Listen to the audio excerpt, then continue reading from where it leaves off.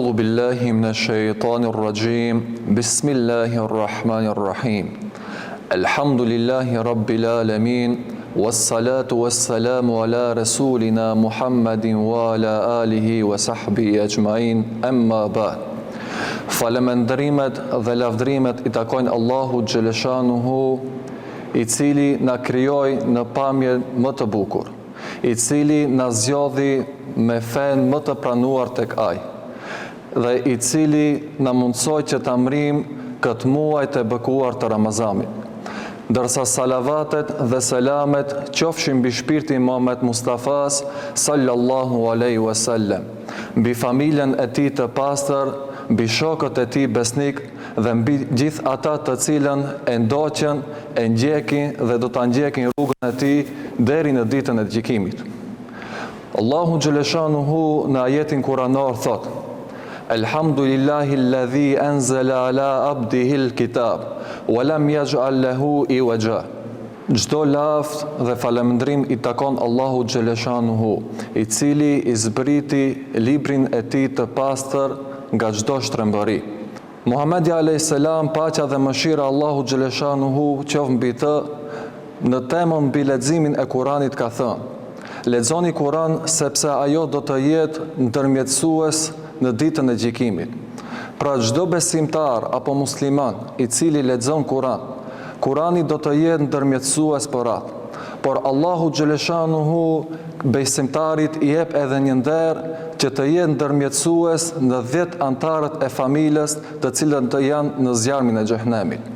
Muhamedi alayhis salam për këtë temë thot: ai besimtar i cili lexon Kur'an, e mëson përmendësh, e lejon halalin dhe e ndalon haramin, do të jetë fitimtar dhe Allahu Xheleshanuhu do t'jap nderin që të jetë ndërmjetësues në ditën e gjykimit për 10 antar të familjeve.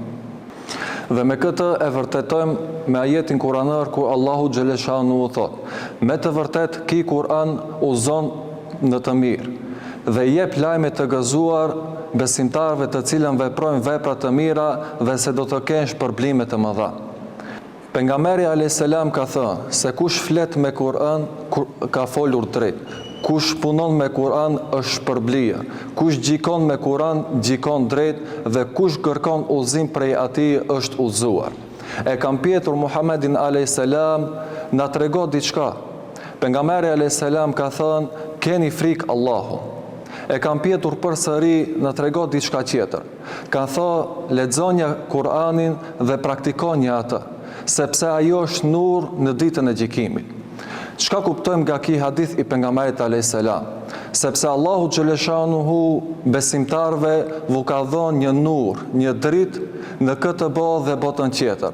Ata të cilën e mësojnë dhe e praktikojnë Kur'anin do të kenë dritë në këtë botë dhe në botën tjetër. Kurani në zemrat tona është i pastër. Pra çdo njeri i cili është i stresuar, ka depresion apo është i mbuluar me gajle, është i nevojshëm Kurani që ta pastroj atë dhe pastaj ta mësoj dhe të studioj me Kuranin. Nëse shkojmë në shtëpinë Allahu Xheleshanuhu për të dëgjuar ders në ditën e xuma apo në taravi, përsëri Allahu Xheleshanuhu na shpërblen. Nëse vim në xhami, Allahu Xheleshanuhu na zbret mëshirë neve, na rrethon me melaqet e tij, por jemi dhe të përmendur tek Allahu Xheleshanuhu. Pra nëse jemi të përmendur tek Allahu Xheleshanuhu, Allahu Xheleshanuhu na don neve. Dhe nëse na don Allahu Xheleshanuhu, ne jemi fitimtar. Pra e lutim Allahun Xheleshanuhu në këtë muaj të Ramazanit, në këtë muaj të mëshirës, që të na fal gabimet. Të jemi prej atij të cilët do t'i vizitojmë shtëpitë Allahu Xheleshanuhu, do të lexojmë Kur'an, do të studiojmë me Kur'anin famëlar dhe inshallah Allahu Xheleshanuhu na fal të gjithë gabimet të cilën e kemi bërë. Dhe së fundi më lejoni t'ju përshëndes me përshëndetjen e ngrohtë islame. Assalamu alaikum wa rahmatullahi wa barakatuhu.